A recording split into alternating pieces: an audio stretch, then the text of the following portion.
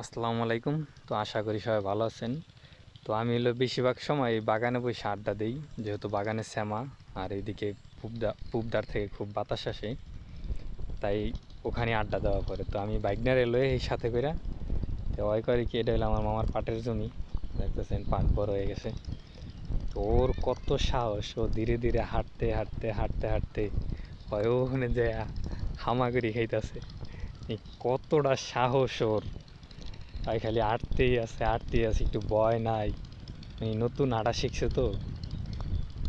তো ওর নানি ওই দিকে গেছে, ও আবার দেখছে যে যাইতে, এই জন্য পিছে পিছে পিছে পিছে যাইতেই আছে। তো ভয়ও পাইতেছে না। রেদোয়ান, তোর ডর লাগে না?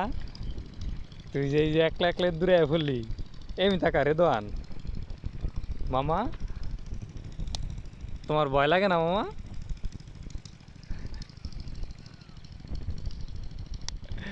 মামাই তো আছেই না?